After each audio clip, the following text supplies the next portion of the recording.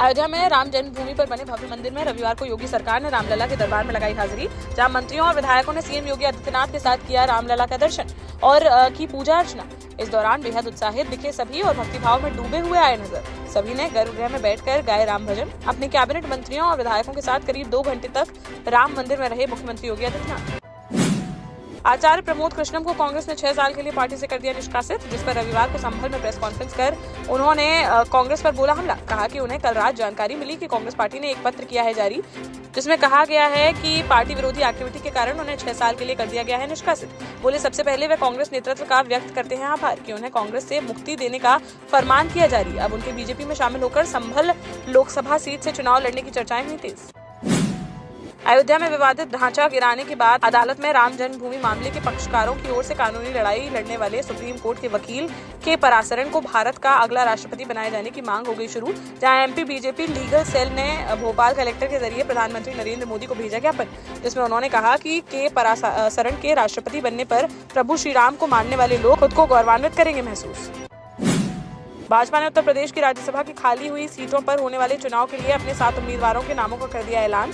उत्तराखंड से भी एक उम्मीदवार का नाम किया गया है फाइनल। यूपी से बीजेपी ने जिन्हें उम्मीदवार बनाया है उनमें आरपीएन सिंह, डॉक्टर सुधांशु त्रिवेदी, चौधरी तेजवीर सिंह, साधना सिंह, अमरपाल मौर्य, डॉक्टर संगीता बलवंत और नवीन जैन है शामिल। वहीं उत्तराखंड में महेंद्र भट्ट को बनाया गया है प्रत्याशी। झांसी में बीती रात आस्था स्पेशल ट्रेन श्रद्धालुओं को लेकर अयोध्या के लिए हो गई रवाना, जिसको लेकर वीरांगना लक्ष्मीबाई रेलवे स्टेशन के प्लेटफॉर्म नंबर 1 पर हुआ भव्य कार्यक्रम। हनुमान चालीसा को सुनकर भगवान राम की भक्ति में रंगे नजर आए लोग। जय श्री राम के नारों और भजनों से गूंज उठा स्टेशन। रात करीब 11:55 पर हरी झंडी दिखाकर फूलों से सजी ये स्पेशल ट्रेन को कर दिया गया रवाना। इस दौरान स्टेशन पर सुरक्षा व्यवस्था के रहे कड़े इंतजाम। ललितपुर में एक शराबी पति का देखने को मिला कहर, जहां सदर कोतवाली थाना क्षेत्र अंतर्गत चौबियाना मोहल्ले में रहने वाली 35 वर्षीय रुक्मणी अपनी 3 बेटियों के साथ घर पर कर रही थी काम। तभी बीती रात शराब पीकर आए पति जयनारायण से उसका हो गया विवाद, जिसके बाद पति ने बच्चों के सामने ही रुक्मणी को पीटना कर दिया शुरू और फिर लाठी डंडों से उसके सर पर वार कर उतार दिया मौत के घाट। सूचना मिलते ही मौके पर पहुंची पुलिस ने घटनास्थल का किया निरीक्षण और शव को पोस्टमार्टम के लिए भेजकर हत्यारोपी पति को हिरासत में लेते हुए कार्यवाही की शुरू। नर्मदापुरम में लोकसभा चुनाव को लेकर भाजपा कार्यालय पर क्लस्टर बैठक का किया गया आयोजन, जिसमें डिप्टी सीएम राजेंद्र शुक्ला के साथ ही क्षेत्रीय विधायक व पदाधिकारी रहे मौजूद। करीब 2 घंटे तक चली इस बैठक में कई महत्वपूर्ण निर्णय व संगठन को मजबूत करने को लेकर की गई चर्चा। वहीं पूर्व सीएम कमलनाथ के भाजपा में आने की अटकलें पर डिप्टी सीएम ने कहा कि हर व्यक्ति जो भाजपा में आना चाहता है उसके लिए पार्टी का खुला है दरवाजा। साथ ही हरदा ब्लास्ट को लेकर बोले कि इस दुर्भाग्यपूर्ण घटना में जो भी होगा दोषी उसे मिलेगी कड़ी सजा। 14 जनवरी से मणिपुर से शुरू हुई राहुल गांधी की भारत जोड़ो न्याय यात्रा 20 से 22 फरवरी के बीच बुंदेलखंड के प्रवेश द्वार कहे जाने वाले जालौन की कालपी में करेगी प्रवेश, जिसकी तैयारियों को लेकर कांग्रेस के राष्ट्रीय सचिव नीलांशु चतुर्वेदी अपनी टीम के साथ पहुंचे हो रही, जहां उन्होंने कांग्रेस नेताओं के साथ बैठक कर जालौन से निकलने वाली भारत जोड़ो न्याय यात्रा की तैयारियों का लिया जायजा। साथ ही कहा कि ज्यादा से ज्यादा लोगों को इस यात्रा में जोड़ने का किया जाएगा काम।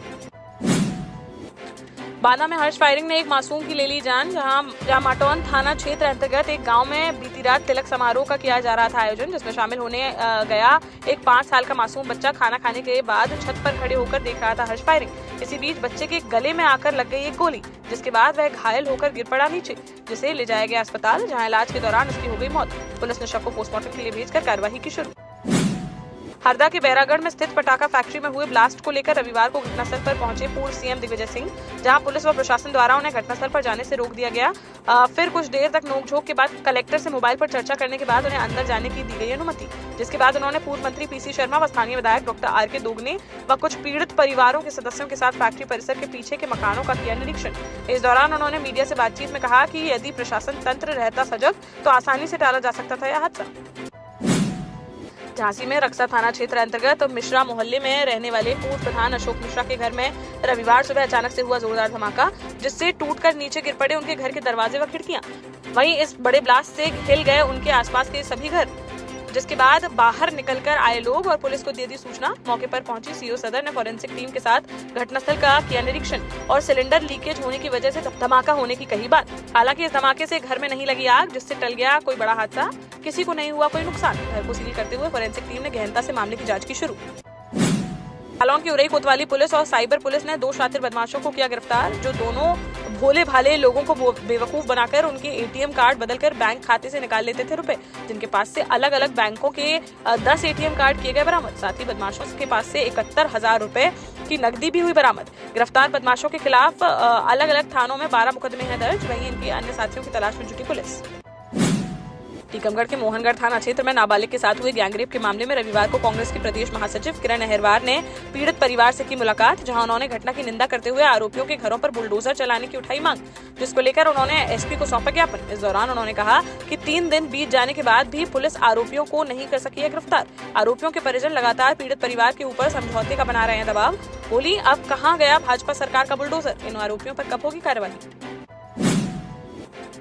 झांसी से एक बड़ा कांड आया सामने, जहां प्रेमनगर थाना क्षेत्र अंतर्गत रेलवे कॉलोनी आरओ प्लांट के पास जंगलों में रविवार सुबह एक बोरी में पड़ा मिला महिला का शव, जिसकी करीब 50 साल की बताई जा रही है उम्र। जंगल के अंदर नाले में बोरी में भरकर फेंक दिया गया था शव, जिसकी नहीं हो सकी शिनाख्त। उसके हाथ पर अंग्रेजी में गुदा हुआ है राजकुमार। पुलिस को आशंका है कि महिला के सिर में चोट मारकर की गई है हत्या। मृतका की पहचान करने में जुटी पुलिस। वहीं शव को पोस्टमार्टम हाउस भेजकर मामले की जांच की शुरू। सागर में वैलेंटाइन डे के खिलाफ शिव सैनिकों ने खोल दिया मोर्चा, जहां रविवार को पहलवान बाबा मंदिर में शिव सैनिकों ने जहां मिलेंगे बिट्टू सोना, तोड़ देंगे कोना कोना के नारे लगाते हुए डंडों में पुरोहित द्वारा वैदिक मंत्रों के उच्चारण विधि के साथ पिलाया चमेली का तेल और लट्ठों की पूजा अर्चना। इस दौरान उन्होंने अश्लीलता फैलाने वाले प्रेमी युगलों को सबक सिखाने का किया संकल्प। साथ ही उन्होंने जिला प्रशासन व पुलिस से 14 फरवरी को फुहड़तावादी कार्यक्रम करने वाले रेस्टोरेंट संचालकों पर कार्रवाई की उठाई मांग।